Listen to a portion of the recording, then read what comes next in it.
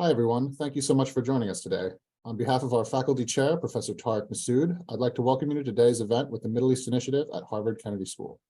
We're delighted to be hosting this conversation between James Snyder, Executive Chair of the Jerusalem Foundation and Director Emeritus of the Israel Museum, and Tareq Nassar, Jerusalem-based architect and urban planner.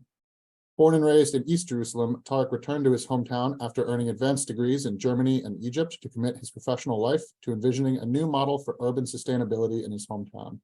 In 2019, he founded Sinsila Center, a cooperative that engages with Palestinian women to achieve economic independence through beekeeping and honey production and sales, and, at the same time, serves as a model for revitalizing the abandoned rooftops of East Jerusalem, once an integral part of Palestinian culture there, and for healing the urban environment throughout neighborhoods with no master planning. Before I hand the program over to James and Tareq, please be aware that this event is being recorded. All attendees, including journalists, are prohibited from recording or distributing content from this program in any way without prior written authorization. Time permitting, we will take questions from the audience. Please use the Q&A feature built into this webinar. James? Sam, thank you for that introduction.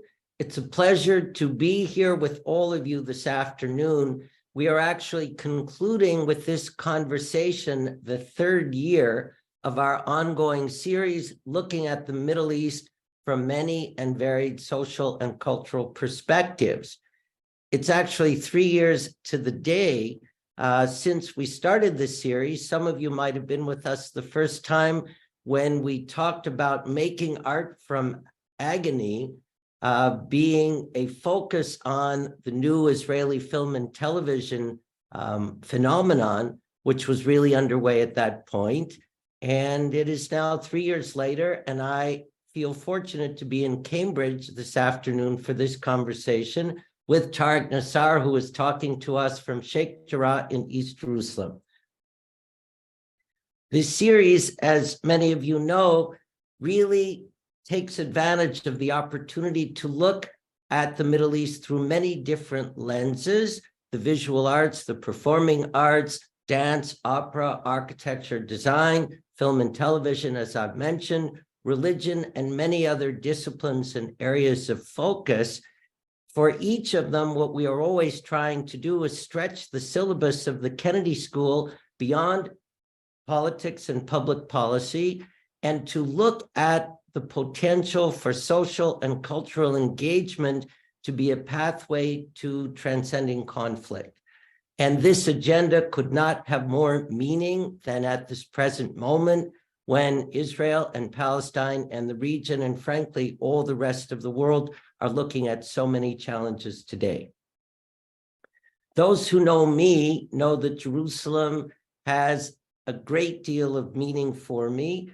The focus and the notion of the centrality of Jerusalem could not mean more. The notion that Jerusalem really is and can be the center of the universe, in great part because there you have a kind of social and cultural diversity and a rich texture in the population of the city, as well as across the landscape of the city, which offers a unique kind of potential for engagement across all of the communities that are there. For those of you who know me from the Israel Museum, you know that we have a kind of mantra there, which is that all things connect across time, across the landscape, and across geography, and that resonates with my general focus there, and also with our focus today. In the Jerusalem Foundation, we also spend a lot of time and energy working on nurturing a rising generation of young leaders in the nonprofit sector all across the city who are committed to Jerusalem and who, for us, represent a kind of counterpoint to the politics and political diplomacy, or I should say lack of political diplomacy, that exists there, and who, through their work in their organizations, can offer a model for cross-communal and cross-cultural engagement that has a great deal of meaning locally and also can have a great deal of meaning beyond the region globally. For all of those reasons, it's a special privilege to host Tareq Nassar today. Tareq, for me, for us in the foundation, for many Jerusalemites, is exemplary of this cadre of emerging future leaders who have a commitment to Jerusalem and who look past the complexity of the moment to see a very different future. Tareq was born and raised and educated in East Jerusalem. He received his advanced degrees outside of the country in Germany and in Egypt in architecture and urban planning. And early on in his life, following his education, was committed to returning home to Jerusalem to realize a model there for urban sustainability in East Jerusalem and across the city, as a model that could be replicated elsewhere in Israel and Palestine and in the region, and frankly, also anywhere else where that kind of model might be relevant. So, Tareq, to begin, talk to us about your childhood in Jerusalem, in the Old City, your young education in Jerusalem, your decision to go abroad, to leave, and most importantly, your decision to return. Okay, thank you. From Jerusalem, it's almost like midnight, so I don't know at what time is it now. I think it's 4 p.m. But James, really, thank you for having me here, and for, you're my friend, and I would love really to share some of my childhood. I was born, raised inside the old city, actually, inside the old city of Jerusalem, and to be honest, at the same time, I was like, I never traveled till when I was 17 years old. And at the same time, I come from Muslim tradition family, 10 kids, 6 brothers, 4 sisters, and I'm the youngest. So it was really like not an easy childhood to be in Jerusalem, especially as a Palestinian from East Jerusalem. And I think I was all the time thinking like, maybe the Israeli government, they should really build a separation wall. When I was a child, I was thinking about it, like maybe they should just divide us, between us. And I found out it's happening at the end between West Bank and Jerusalem. I don't know what I'm talking about politics now. I don't like to really talk about politics, but I found out that everything is in Jerusalem is politics. And and I studied abroad, and I came back, and I was like, and unfortunately, I did my thesis about Jerusalem as well in urban planning. And I'm saying unfortunately because sometimes when you know more, when you know a lot, it's not really a good thing. But the good thing about knowing a lot is you know how to sneak around and how to do things. Yeah, and I'm gonna show you things like this is supposed to be the old city. This is supposed to be Jerusalem. Sorry, just a second. Yeah, so I come from the Muslim quarter, old city. It used to be the 4th quarter, and all areas around the old city, it was only villages. And I was in Germany, and while I was doing my thesis about urban planning, and I did it about Jerusalem, and at the same time, at that time, actually, the stabbing phenomena started to appear in 2014, 2015, like Palestinian from East Jerusalem trying to go and stab an Israeli. And I was shocked when I saw this on social media. Because when I used to be, like 14 and 15, I was like, really had a lot of hope, changing things sometimes. And then when I came back 2015, I found out that there is no public open spaces, no green elements. You cannot see even trees in this old city neighborhood, in the East Jerusalem neighborhood right now. And at the same time, if you compare it to West Jerusalem, you will see it has public open spaces, it has green areas, and it's I don't know if I answered your question, but this is really like in a way came back and I want to do a lot of things because I felt like I have a responsibility to do actions oriented in order to bring hope, especially to the new young generation. Tareq, I want to come back to this context, but before we do, to this contrast, but before we do, I want to add to the context by having you come back to before you left the country for your education outside. You know, give us a little sense of the context of your upbringing. You don't have to tell us when you were born, but how was it? What was happening in Jerusalem? What were you aware of before you made the decision not to continue your advanced studies in Israel, but rather to leave the country? To be honest, I never met an Israeli Jew without gun when I was a child, till 17 years old. And the first time I was sitting and beside an Israeli Jew, it was I was traveling when I was 17 years old. My brother he's living in New Jersey, still he's living in New Jersey in the United States, and he invited me to spend summertime there. It was the first time I was having like a kind of conversation with a Jew without gun. And then I felt like, wow, it's not really the problem of being Jew or Muslim or Christian, because there are good Jew, there are good Muslim, there are good Christian. And unfortunately, the way we have been raised in East Jerusalem to hate. And I don't blame them at the end, because both sides the same thing, from the Israeli side and the Palestinian side. And I think the common grounds and finding those kind of common grounds, it was on the traveling. And when I was abroad, I met Israeli Jew more than I met them here when I was young. And it was really it was not easy to think about it when I was 17 years old. Like, this Israeli Jew, has the kippah on his head and he was a very nice guy with me. And it was like, there are good people. Yeah, but living in Jerusalem, and we had really chance even to, there was a lot of vacant lands at that time.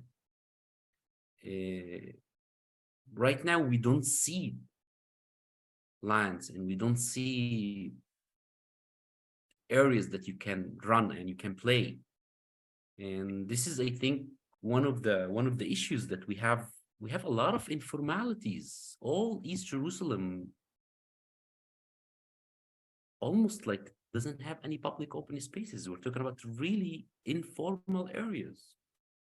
Go back to the image before this of East Jerusalem, as you recall it. Here, stay here with this image. So when you left, you weren't aware of the potential of the landscape and the potential of the urban plan based on no urban planning, which is what you grew up with, but you left the country. Your education continued outside of the country, but something out there gave you this impetus or this conviction to return and to realize your potential here. So can you say some words about how that thought process emerged and brought you back with this different kind of conviction? From what it was when you were out there that made you realize or decide that you wanted to return? I think two main things actually made me coming back. First, when I studied urban planning, and I studied something in Stuttgart called integrated urbanism and sustainable design, like how to develop informal areas. And while I was studying urban planning, I found out that I was living in informal areas. I didn't know that I was living in informal areas with the definition of the informality. And there is a kind of a spectrum between, formality and informality. And so this is one of the things that I found out, that I was living in informal areas. The second thing, it was my when I saw the things about social media, when I saw all those, young Palestinian from East Jerusalem trying to go and stab an Israeli, 14 years old, I was like, there is no hope, which is very dangerous. So I took it on my responsibility on my shoulder to come back and try to do things, which is the hardest, to be honest. I think it's continuing living abroad. It's the easiest way, to be honest. So this is those two main things that actually got me back to Jerusalem, and and I found that maybe small ideas can make big differences if you just try to work on it with the community, so they feel that they own it. And maybe we don't need urban planning in those areas. Maybe we need to have a new model, and this is what things that brought me to work on this terminology that started actually in New York like 2 decades ago. It's called placemaking, like how to change spaces, neglected spaces, into public open spaces or to places full of life. And I found that those concepts actually works perfectly in areas without planning, like East Jerusalem right now. So let's hold that, and I want to return to the diagram that you were just describing, but not yet. First, I want you to say a bit more. I mean, it's fascinating to me because you said in a simple way, and I've heard this for many, easier might have been just to stay away, not to return, but you felt a commitment to return to make a change. And clearly you saw the potential to accomplish that in the complexity of the landscape that is Jerusalem. But first, say a few words about when you came back.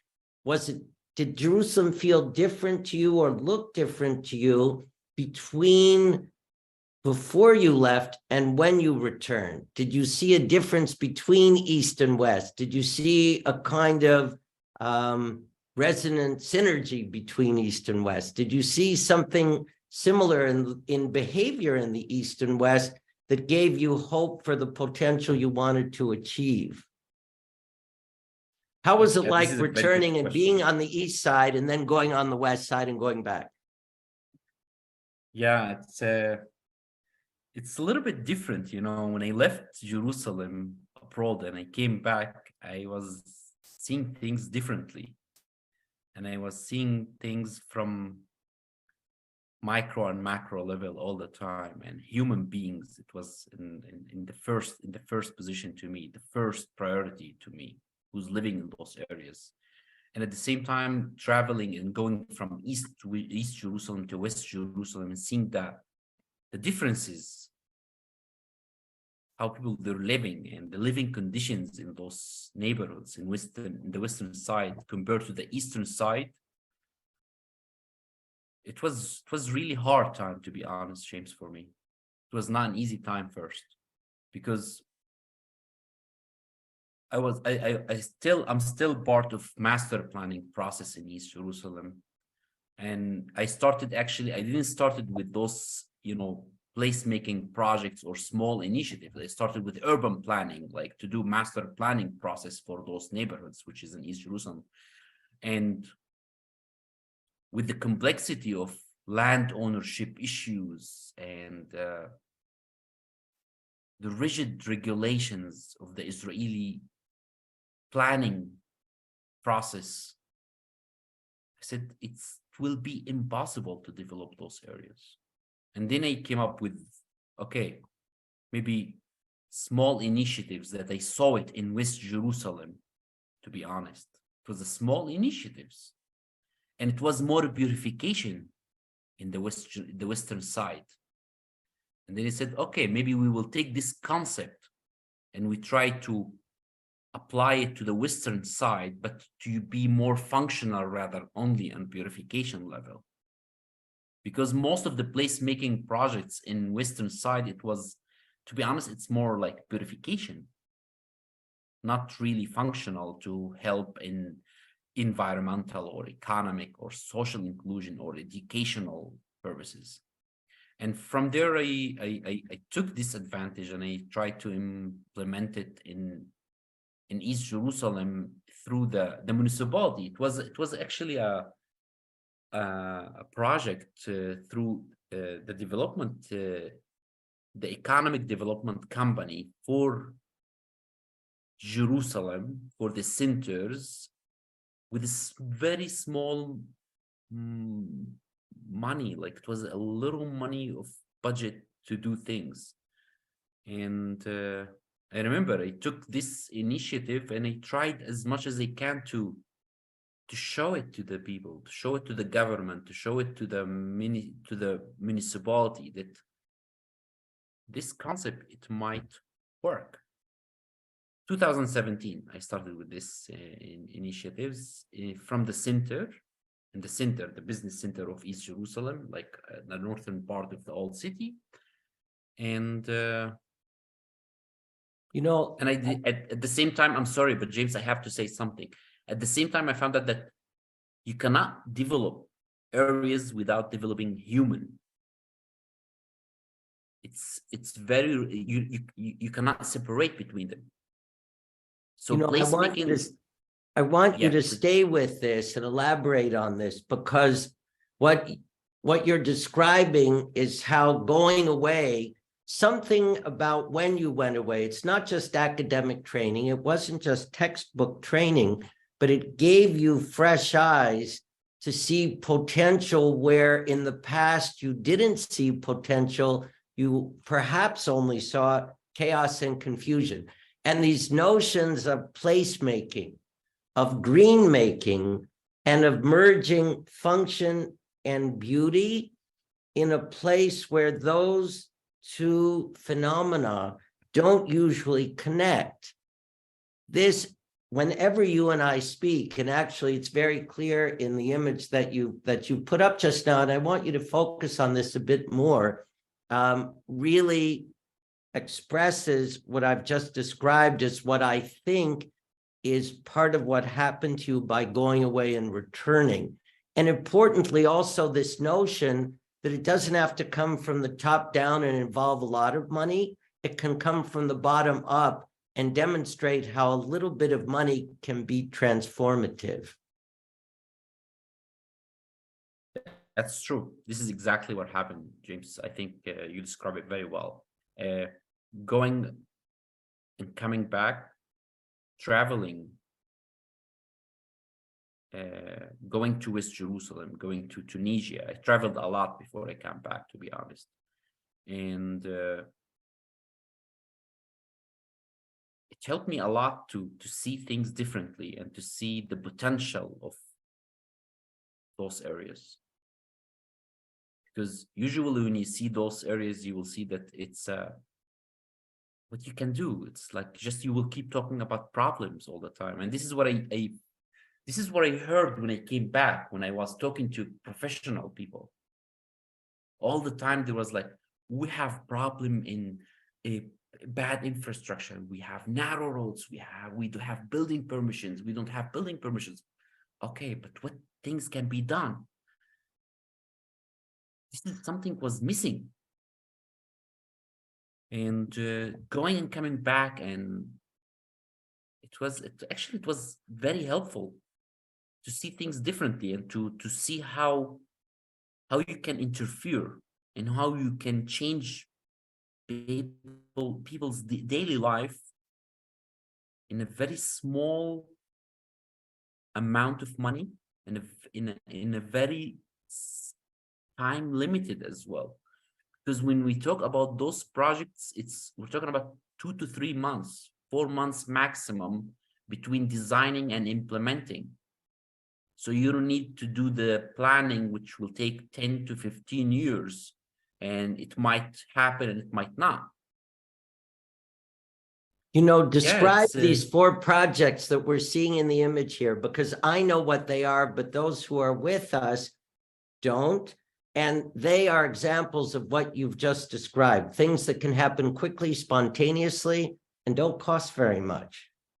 This is actually I just put in those in this slide few projects that we made. I cannot say because there is no project somebody can do it. Maybe I'm an initiator, a facilitator, I'm trying to, but at the end it's a teamwork. For example, if you see this project, I remember it was in Isawiya neighborhood. It's a very tough area. It was at the COVID-19 time, the 2020. And it was a money left from this budget in this year, and they needed to do something just to spend it. And I remember I received a call and he told me, can you do something in Isawiya? I told him, sure. From my eyes, we have this saying in Arabic, min ayuni, you know, what does it mean? Like from my eyes. And this building, it's a mosque. It's the main mosque in Isawiya neighborhood, and it has a yard, like a square on the front of it. And nobody was using this because there is no shading element, there is no rainwater protection. They cannot even pray outside with the COVID-19 restrictions. So we did this beautiful 49, I remember it was 49 square meters, not 50 square meters. Why? Because if you have 50 square meters covering, you need building permission. So you have to play with those regulations in order even to fasten the process of implementation and permissions. And we created this huge shading. It was 49 square meters for shading, for rainwater protection. People, they started to use it. And nobody knows that this money comes from the municipality.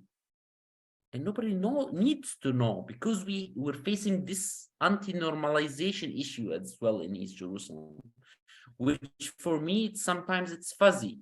Because in East Jerusalem, we're paying property taxes. We're paying all those taxes that we need to get services at the end. We're talking about 40% of Jerusalem, the eastern side, Palestinian, 40% of the population of Jerusalem. So this is the second. The second one is the roofs. Imagine if we don't, let's say if we don't have a lot of vacant lands, but we have roofs.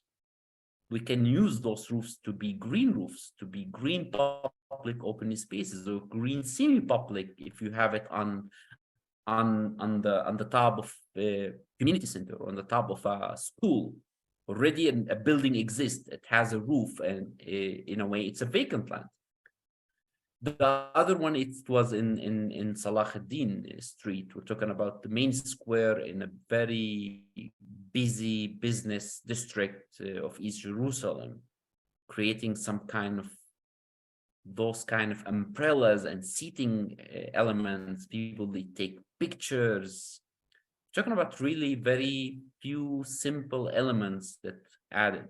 The other one is just to see how we can even use the private facades to add some kind of artistic panel or a mural or a mosaic as a purification. And here we're talking about this spectrum between functional till purification. For me, it's purification, it's very important, but for East Jerusalem, we need a lot more functional rather only on purification. And if you can combine and mix between them, it will be perfect. So yeah, this is only a few samples that we did, but we did a lot of projects in East Jerusalem neighborhood from the south to the north. And I want to move now to what is your docking station today, being Sinsila Center. Sam, in his introduction, described it a bit. I want to describe a bit more. Sinsila, which is the cooperative in Sheikh Jarrah, East Jerusalem, which you established, which engages Palestinian women to achieve economic independence through beekeeping, honey production, and sales as a cooperative that takes place on the abandoned rooftops of East Jerusalem. And in the projects, the simple, small projects that you just described, you spoke about rooftops and the importance of rooftops, and you spoke about where does the money come from. And I want to pursue those two topics, first with rooftops because of the centrality of the rooftop to what Sinsila accomplishes. And I want to point out that in the culture of East Jerusalem, and in Middle Eastern culture, rooftops have a very special importance. They played a role in the history of local culture. They've been abandoned across Jerusalem. The images that you showed, both of East Jerusalem and West, show rooftops that are not part of the landscape. And part of what you are about with Sinsila is to vitalize those rooftops and make them settings for a kind of healing of the urban environment in neighborhoods that have no open spaces and in neighborhoods where there is no master planning. So these open rooftops, in a way, become the landscape inadvertently. And this is a reality that's not just in East Jerusalem, it's across the whole city. So talk a bit about Sinsila, because it's really central to where you are today. Sinsila in Arabic, it means the agricultural terraces.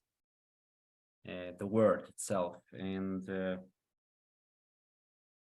as I was saying, that roofs, it might be the solution, and it was in my head after I came back from Germany in 2015, till I met Matan. He's a friend of mine from West Jerusalem. He has a project called Muslala. It's a kind of a bunch of artists. They did some green artistic roof on the top of an old mall, and it's almost 12 years old now, I think. And I visited this project in 2017. It was like, how we can inspire East Jerusalem to do something like this as Muslala, as they have it now. And I was like, if I go to any of East Jerusalemites and I tell them we need to do green roofs, they will laugh on me, because this is not the entry point. It's not under priority. When you have unemployment rate over 80% in women and around 35% in men, and you have a lot missing hope in the young generation, and you tell them you need to do green roofs, it will be hard, because I'm an East Jerusalemite. Till 2019, I met Yossi Ud. Yossi Ud, he's one of the bees experts.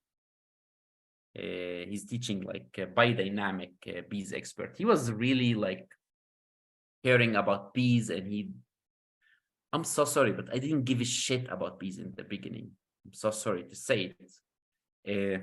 It was a tool for me. So I was asking Yossi, how many kilograms you can produce from each hive? How much you can sell, like how much you can sell each kilo. And then I felt in love with bees, to be honest. But we used this, we said, okay, maybe women with unemployment rate, they have empty roofs. If they put their hives on their roofs, then they will have to get some kind of honey, which is money for them, and they will love it. It's a kind of motivation for them.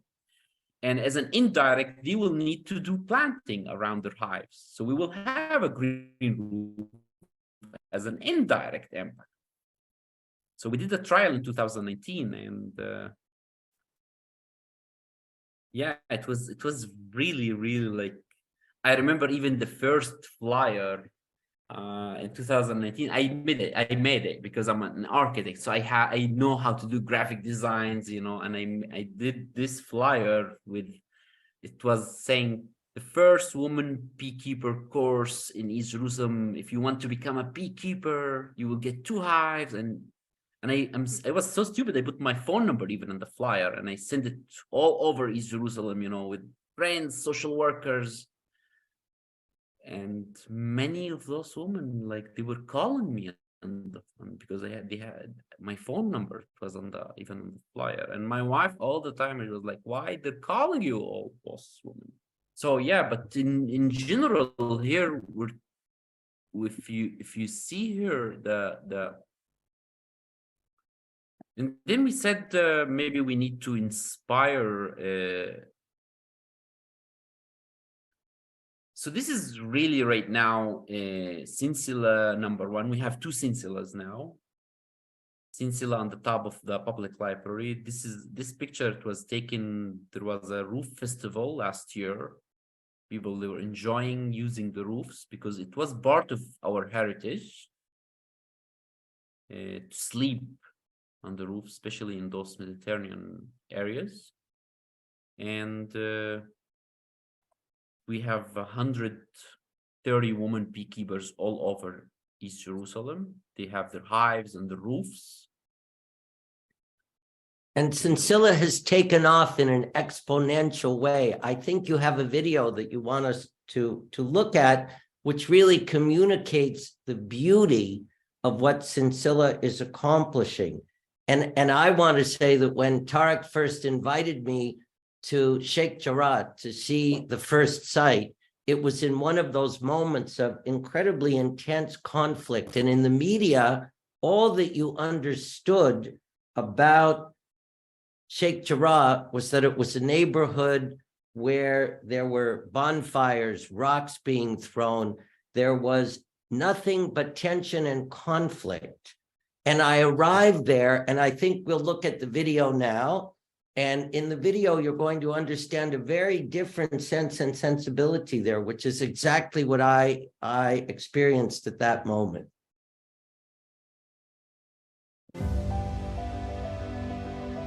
We found out that there is a huge demand from the women in East Jerusalem that they want to learn and to become beekeepers.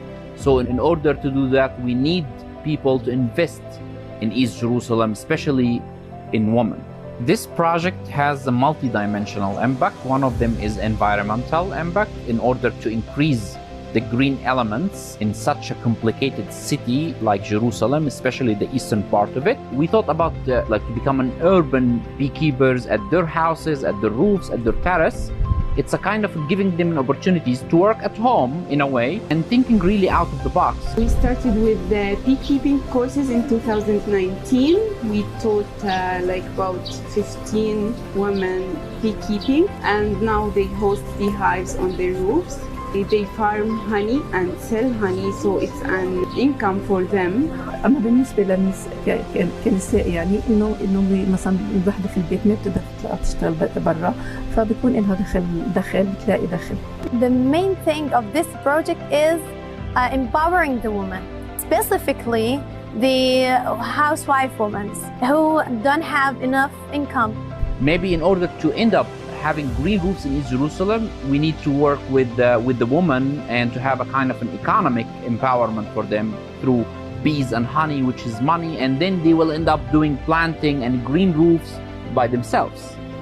Bees are endangered, and we need to work on this, because if we lost bees, we are losing around 50 to 55% of our food, vegetables and fruits. This is not a donation. This is an investment. So help us to help those women and to create hope in East Jerusalem. Thank you. Now, that video was a little bit about fundraising, and that's not what we're here to talk about, but it really demonstrates exactly, do you remember this? It captures the moment when I first came to see you there. And what you describe as the flowering of these rooftops as a place that has a functional and economic dimension, but which is also about beauty. This is what you are accomplishing there.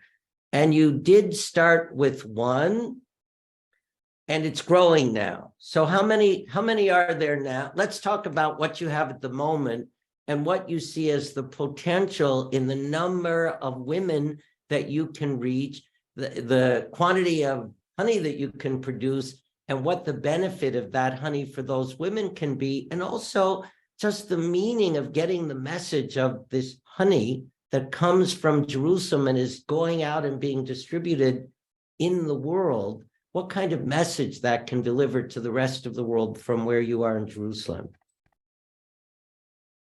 I think before I share any pictures, I have to tell you that I never thought I'm gonna be working on this project, or beside what I'm doing right now as an architect or urban planner in Jerusalem. But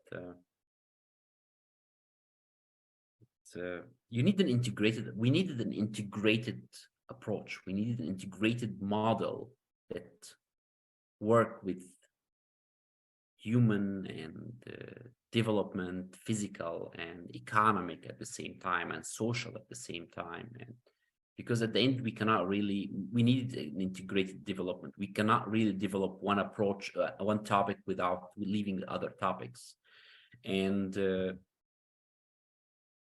Sinsila started with those women as a trial in 2019 with 15. And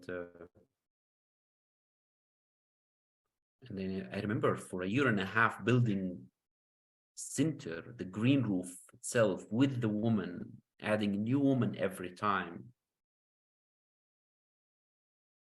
It was a dream for me, to be honest, James, to have a honey product from the first urban woman bee cooperative in the world, because there are cooperative, bees cooperative, but to have bees cooperative spread it all over a city, it's the first time. Usually you have a cooperative of beekeepers in a village, in one land, like 2,000 square meters, and you have 200 hives. But here we're talking about 130 women spread from the southern side to the northern side of Jerusalem. It's a new model. It's really very complicated.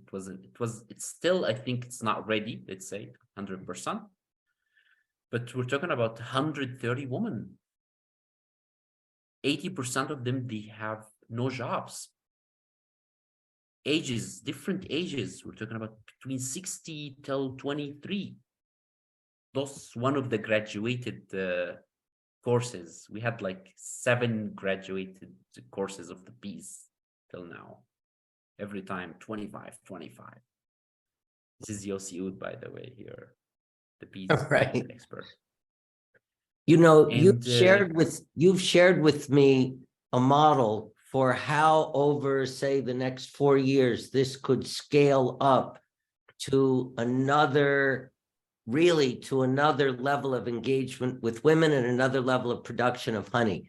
Just sort of speak to those numbers for a moment, because it was pretty inspiring to hear what you think might be possible in 4 years and how this can become a self-sustained and a self-sustaining enterprise, one that just keeps paying for itself as it grows. Till this year, we added another, we reached 130. Next year, we're adding another 200 women. This year, the expectations of honey product. Last year, we produced around a ton, which is, this year, we're talking about 2.5 ton of honey from women from East Jerusalem, from the area of the Holy Land. The year after, we're talking about 4.5 ton. Those women, after 3 years, they will become an independent. They can choose to be an independent or to continue with the cooperative. The cooperative, we are the one who's selling their honey. We built this financial plan as well, business plan. 75% of the profit goes back to them, that how they produce from the amount they produce it. 25 goes to the cooperative. In 2025, 75% of the whole project of Sinsila, and Sinsila, it's not just bees. We're talking about a lot of elements right now. We're talking about adding layers to the city. In 2025, so the whole idea started 2019 with $10,000 from Leaf Tide Foundation. It's one of our partner as well. Last year, we reached up to 2.2 million shekel budget of this project in 3 years. In 2025, we will reach up to 75% self-income. Last year, we reached up to 43% self-income, James. 3 years. People, they love the honey, not because it's a biodynamic honey. We don't have any problem of selling honey. People, they love it because it's a kind of support as well. Coming from women in East Jerusalem, And believe it or not, our main customers, our main supporter of this actually is Israeli shoe. And, you know, I want to come back to that. First, what I wanted to discuss, however, is that this is so far an East Jerusalem phenomenon. You and I have talked about the fact that even though there are such distinct differences between East Jerusalem and West, there are also many similarities. You know, young people like you, before you left, when you came back, you all smoked too much. And I've asked you about this, and you laugh, and then you say, well, can you imagine living here and not smoking? Well, I don't smoke. But this is not an East Jerusalem phenomenon. It's young people across the city. And you just described how these women who are so amazing are producing honey, which is being sold on the other side of town. Do you see this as a model that could be replicated elsewhere in the city? First, elsewhere in the city, you know, everywhere on the other side of town, but then in towns and cities elsewhere in Israel and Palestine, and, you know, elsewhere in the region. Could this become a model for exactly this kind of building a fresh approach to urban sustainability on rooftops in many other places? I think it's possible, for sure. And you know, really in the beginning, I didn't really think about it. I didn't really give a shit about bees in the beginning. And then I found that it helps people, it's connect people. Actually, bees now in those areas in the eastern side, they're flying to West Bank, to the Palestinian side, and coming back, getting the pollen. And they're flying to the western side as well, getting the pollen and coming back. They don't know barriers. They don't know the separation wall that exists. And at the same time, the one who's really coming and supporting now and spying the honey, they are from the western side, the Israeli side. And Mainly. if you had the capacity to produce, you could be selling this worldwide. There isn't anyone to whom I mention this who isn't interested in figuring out how to buy this honey. I think you have a model that is far bigger than, with your modesty, you are even prepared to acknowledge at this point. The growth potential there is huge. And, you know, That's true. it's interesting. I mean, you have been developed so far through nonprofit support. And I want you to reflect a bit on how, you know, private support could engage with this investment, and public support. I know that you have been approached by the state government to submit a proposal for a model that could bring you, I think, somewhere close to 50 million shekels to develop a model for this kind of sustainability in many other places in the country. And that's about $15 million for those of us who want me to translate that currency value. And this is impressive. And I think you're prepared to embrace that if this can take this model much more expansively outside of where it is today. You're right, James. This model, it's not mature enough, I think, because we needed just to make sure it's working 100%. I don't want it 99%. And we started with some private donations of this project, then went to municipality, and then went to the Ministry of Economy support of this project. Now we have this huge program. It's supported by the Ministry of Economy for the innovation call, and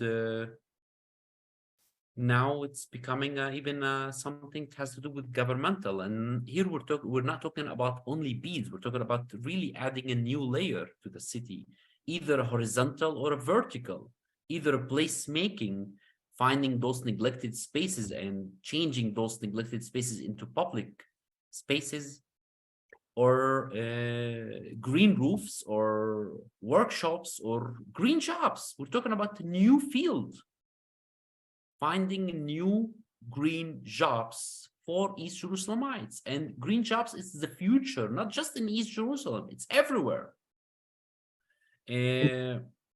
Now we're talking about go back one image, go back to that incredible rooftop. This is in Sinsila too. It's still, I think, missing a few elements, but they're adding bees here and bees here, and it's a public building. It's a municipal building as well. Services building. And this project, by the way, I have to thank the Jerusalem Foundation, especially the Innovation Fund. It was the first money that we received to establish this roof, I remember, in 2021. Thank you. I was waiting for you to say that. And also the Innovation Lab in your next image, which is really about teaching young people skills that they otherwise won't get in a kind of startup setting. You're seeing it here. That's true. We're creating the first workshop space and hub in East Jerusalem with the community. We're building even the space to become a place with the community through this curriculums.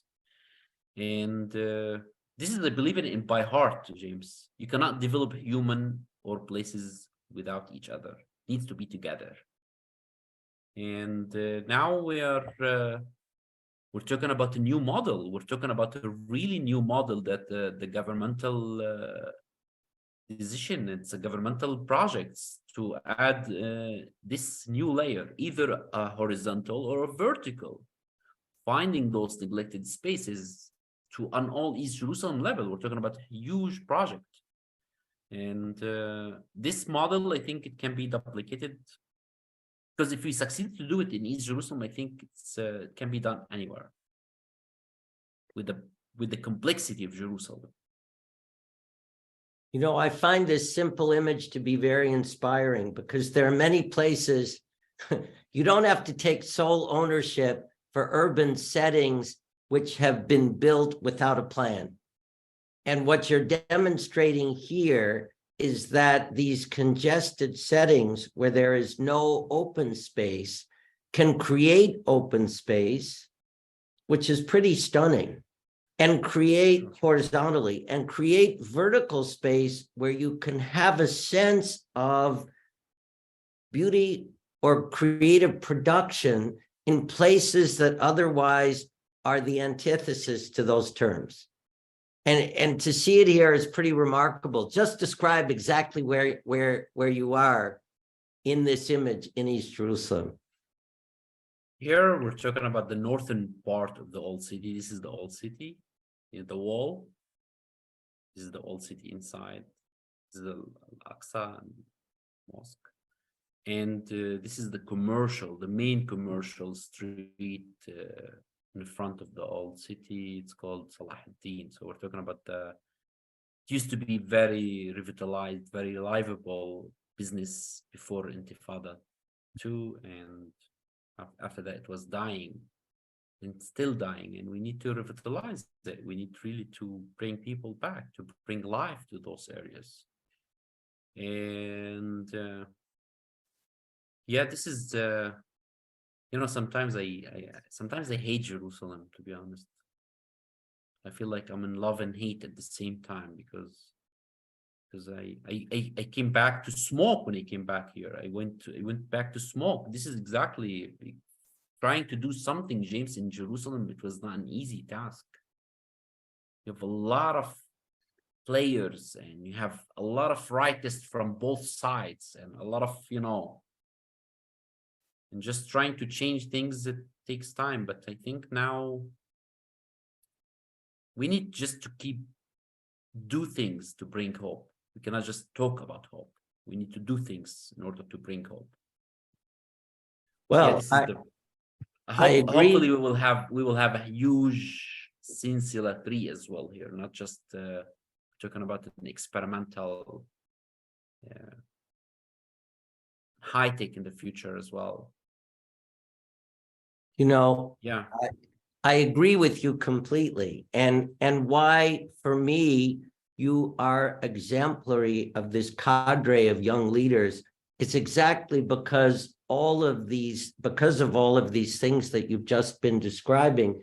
And it's okay to admit, I mean, I don't use terms like hate or that S word that you kept using, but it's okay to have that sentiment at the same time that you embrace the challenge and are prepared to look beyond darkness and see a brighter time. And, we're in a pretty complicated time, not just in Jerusalem and in Israel, but all over the world. And to get examples like this, frankly, for me, has a huge amount of meaning. And not to say it because you already did, but why in the Jerusalem Foundation we're investing in initiatives like yours is that we want to support these initiatives that look beyond what so many just want to call problems and see the potential for opportunities and for a brighter time ahead, and are prepared to be leaders to accomplish goals like that. So you're pretty amazing in this respect. And that's, a lot of us have struggled looking at how there are open park settings in West Jerusalem, but none in the East. And of course, your answer here is simple and straightforward. And if you are at a point where the government is prepared to invest in your model and you're open to having that investment, this is pretty amazing. And if this can be accomplished, I mean, this will be my last question for you. And then I think we have time for 2 questions, which we'll take. But do you feel, and are you prepared to keep advancing this model, to try to take it from East Jerusalem, elsewhere in the city, elsewhere in the country, and then really find ways to take it elsewhere in the world? I mean, in my mind, there is potential here to accomplish that. We're planning to do that, but I think just we're waiting for the right time and right partners. But at the end, we just need to make sure that the model works 100%, James. Right now, this project, it's this model, let's say, to reach to almost 50% self-income in 3 years, I think it's a good achievement. Just to want to make sure that it works 100%, I think we will wait till 2025. And then right till this moment, we're receiving a lot of emails and phone calls, and a lot of cities, they want this model. They want Sinsila to be duplicated in their model, in their cities. Even though, by the way, in Latin America, cities, in all informal areas, I have friends from, by the way, from New York, they want to have Sinsila in New York. So it doesn't really need to be an informal at the end to have urban woman beekeepers or urban beekeepers cooperative in New York on those, I don't know, like buildings and big buildings. But I think it's just a matter of time. We just need to make sure that we have the capacities, we have the financial model ready. And yeah, we're talking about Sinsila Egypt, Sinsila Tunis, Tunisia, and hopefully, inshallah. This could be amazing, and those who are with us today are among the first to hear this. And the fact that you're doing it cautiously, step by step, and not hastily is also impressive. So we thank you for all of that. And frankly, I have to say that we in the foundation feel very proud to be working with you. Thank you, James. Now, I think we have time for 2 questions. Sam, do you want you have questions? Do you want to give us those? Okay, first question, can you comment on the effect of rooftop utilization on energy consumption, both summer and winter? We're not actually considering this till this moment, because this is, I think it will be the second level to work on those issues. Right now, we need to spread the green roofs. But for sure, in areas like Mediterranean, it helps a lot, especially in summer, with talking about around 8 months from the year. It's hot, warm weather in Jerusalem and all these areas. So it will help a lot to reduce the temperature and to keep to try to reduce even the energy consumptions in order to make air conditioning in those areas inside the houses. This is for sure. In winter, it's still we have a lot of techniques we're trying to do in the green roofs. We have green roofs that mix through layers. We have just the normal traditional green roofs that we're using planters. So it's unprocessed, but in general, we have a lot of studies right now. We're doing a lot of researches as well with universities about this, especially in buildings that it's when we're talking about not really modern buildings, all buildings, especially in East Jerusalem neighborhoods. So yeah, it's still in process. I think we're trying just to make sure that everything is working together, the economic sector, the honeybees, healing the environment.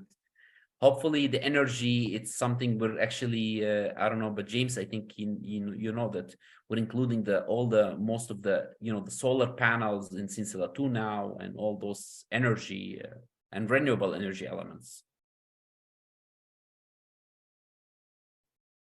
Great. Any other questions?